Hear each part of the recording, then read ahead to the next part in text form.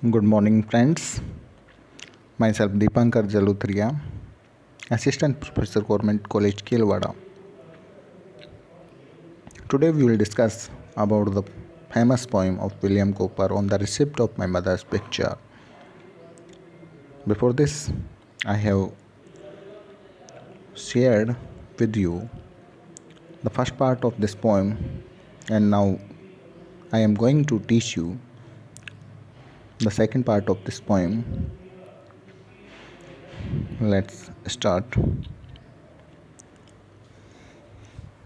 Faithful remembrance of one so dear, oh welcome guest. तो कवि जो विलियम कूपर है, उस पिक्चर को जो विलियम कूपर को या कवि को उसके जो कजिन थी मिसेज अन बोदम, उसके द्वारा दी गई थी, तो उसकी जो नॉस्टैल्जिक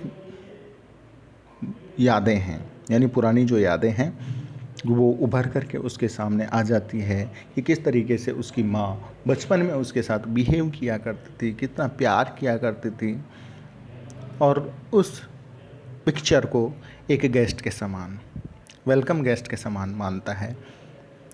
दो अनएक्सपेक्टेड हियर, कवि कहता है कि मुझे आशा ही नहीं थी कि अनएक्सपेक्टेडली मुझे तुम्हारी पिक्चर रिसीव हो जाएगी। ऐसा मैंने कभी सपने में भी नहीं सोचा था।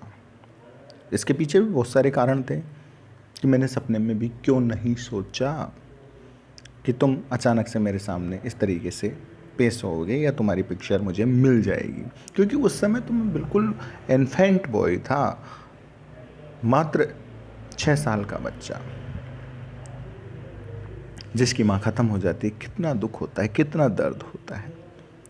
Who bidst me honour with an artless song, और तुम्हारी ये जो पिक्चर है जो मेरे को गिफ्ट की गई है, वो मानो मुझे एक इशारा कर रही है, बिड कर रही है, आज्ञा दे रही है कि मैं तुम्हारे ऑनर में कोई सॉन्ग लिखूं, क्योंकि मैं आर्टफुल सॉन्ग लिखने में तो सक्षम हूँ नहीं, इतना बड़ा कलाकार नहीं हूँ मैं जो एक आर्टफुल सॉन्ग तैयार कर सकूं या पोएम लिख सकूं तुम्हारे बारे में। तो मेरी जो कला होगी वो आर्टलेस होगी। अफेक्शनेट ये मदर लॉस्ट सो लॉन्ग, और ये उसका कमांड था जो इतनी प्रिय थी मेरी माँ, शुरू से ही कितना ख्याल रखती थी और मैं भी कितना उसको लाइक करता था। I will obey not willingly unknown, तो कवि कहता है कि मैं माँ तुम्हारी कमांड को ओबे करूँगा, केवल इच्छापूर्वक ही नहीं बट ग्लैडली, प्रसन्नतापूर्वक भी। जो तुमने कहा ऐसा काम मैं अवश्य करूँगा। As the precept were her own, मानो कि ये मेरी माँ का खुद का कमांड है, जबकि माँ यहाँ पे नहीं है, लेकिन उस पिक्चर को देख करके जो इशारा उसको मिल रहा है वो मैं करने के लिए तैयार हूँ। And while that face renews my filial grief, और उसका जो पिक्चर में चेहरा देख करके माँ का मेरा जो पहले का बचपन का मेरी माँ के प्रति जो शोक था, दुख था, वो उभर करके सामने आ गया। Fancy see we charm for my relief, shall steep me in Elysian reverie, a momentary dream that do are see। अब मेरी जो फैंसी है, मेरी जो इमेजिनेशन है, उसके ज़रिए मैं एक ऐसी कविता लिखूंगा जो मेरे को भी सुकून प्रदान करे कि मेरी माँ का कमांड मैंने फॉलो किया है, और जो तुम स्वर्ग में हो वहाँ पे तुम्हारी आत्मा को ठंडक मिल सके, शांति मिल सके। और ये एक मोमेंट्री ड्रीम होगा कि तुम मेरे सामने अचानक से पेश हो गई। ये एक ड्रीम ही है जो पूरा हो गया मेरा, और तुम्हारी कमांड मुझे मिल गई, तो मैं अवश्य ही एक पोएम तुम्हारी प्रशंसा में लिखूँगा। क्योंकि मैं तुमको बहुत ज़्यादा लाइक करता हूँ। My mother when I learn that do was dead. कवि कहता है कि हे माँ, व्हेन आई लर्न, जब मुझे पता चला कि दैट डू वॉज डेड, तुम शांत हो चुके हो, ख़त्म हो चुके हो, मर चुके हो। से वाज दो conscious of the tears I said. क्योंकि उस समय तो मैं छोटा बच्चा था, महज 6 साल का बच्चा, जो कितना रोया हुआ, कितना बिलखा होगा, कल्पना करो तुम। से वाज दू conscious of the tears I said. माँ, कम से कम तुम मुझे ये तो कहो कि तुम्हें पता है कि तुम्हारे मरने पर मैंने कितने आंसू बहाए हो। क्या तुम्हें पता है इस चीज़ का? Over the spirit over the sorrowing son. तुम्हारी जो आत्मा है वो भी भटकी होगी मेरी इस रेस्ड कंडीशन को देख करके कि एक अभागा बच्चा, 6 साल का बच्चा अपनी माँ से डिपार्ट हो गया, जुदा हो गया। रेस्ट इवन देन, कितनी रेस्ट और पीटिएबल कंडीशन मेरी थी। Life journey just began. मेरी लाइफ की जर्नी तो स्टार्ट हुई थी, शुरू हुई थी। मैंने तो जीवन जीना शुरू ही किया था। परहैप्स दो गेवेस्ट मी दो अनसीन ये किस।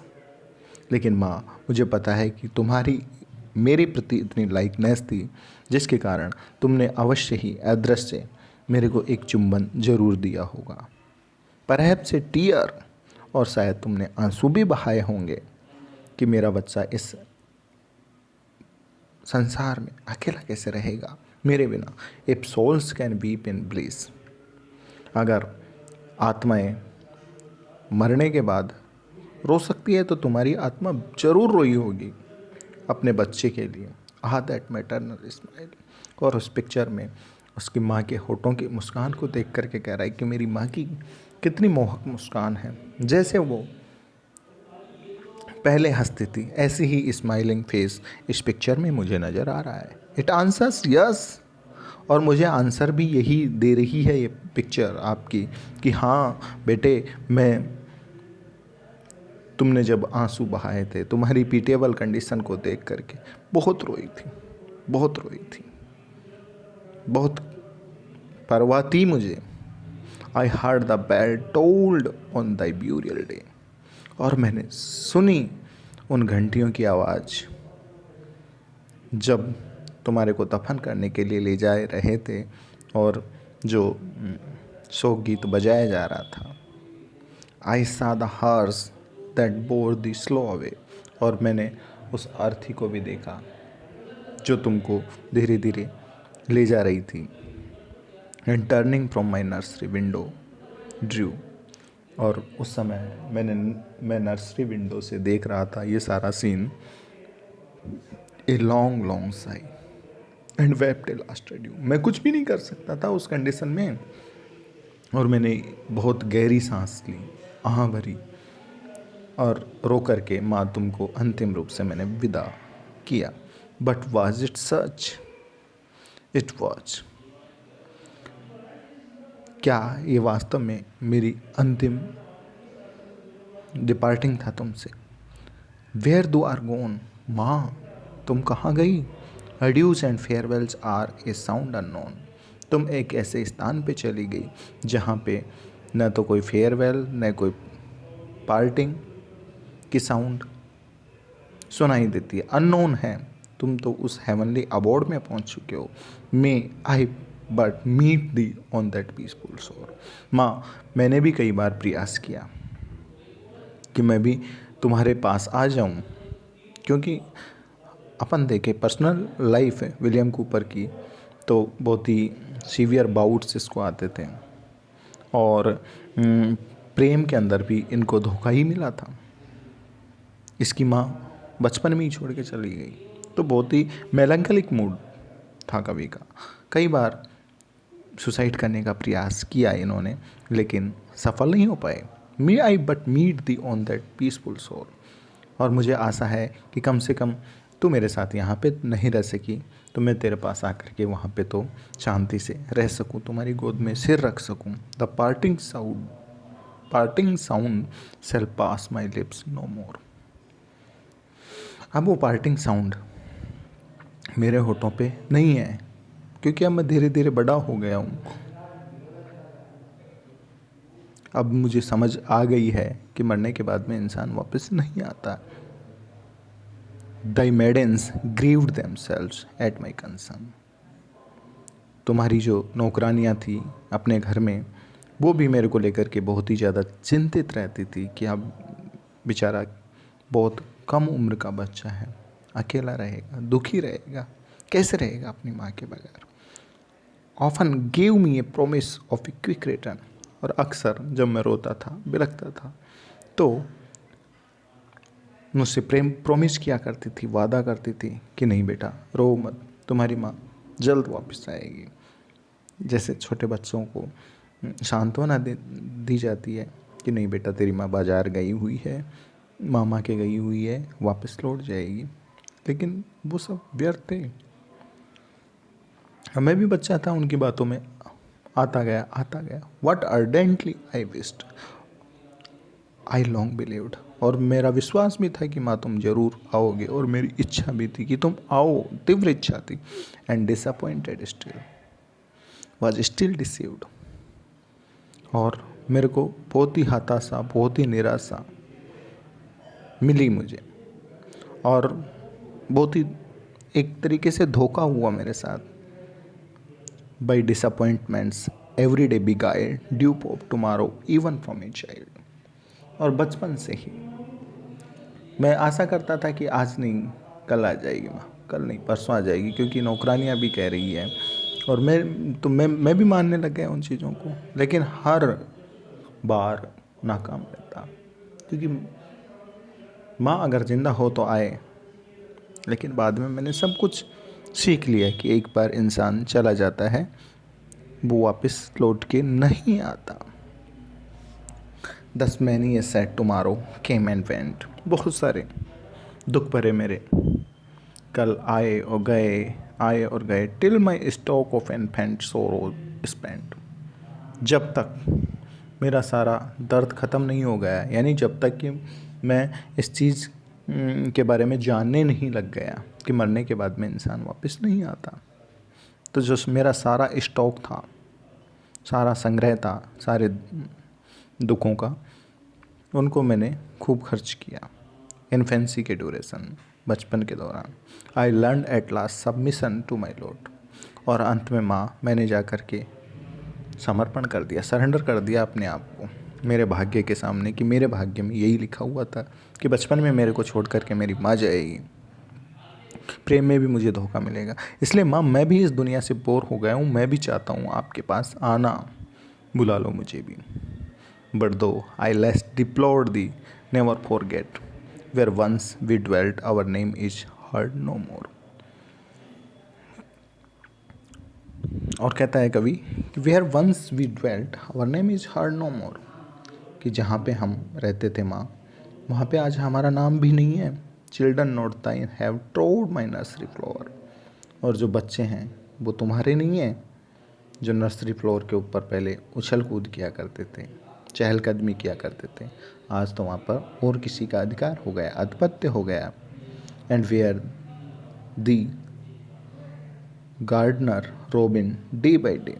और वहाँ पे बचपन की बातें बता रहा है कवि कि जो अपना गार्डनर था, माली था रॉबिन, वो रोज़ की रोज़ मेरे को स्कूल ले जाया करता था।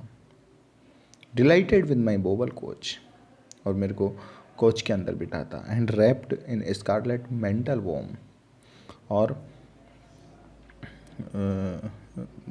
रेडिश कलर का एक गरम वस्त्र मेरे को रैप किया करता था। एंड वेलवेट कैप्ड, और वेलवेट की कैप लगाई जाती थी मेरे। It's now become a history little known. माँ, आज वो इतिहास बन चुका है, क्योंकि वो यादें बनकर रह गई। आज ऐसा कुछ भी नहीं है। तो समय ने सारी चीज़ों को ख़त्म कर दिया, लेकिन माँ, तुम्हारी याद है जो आज भी मेरे सीने में कैद है। That once we call the pastoral house our own. और जिस घर को हम अपना पुराना घर कहते थे, जहाँ पे रहते थे, आज वो बात नहीं रही। तो स्टूडेंट्स, ये था सेकंड पार्ट। आज के लिए इतना ही।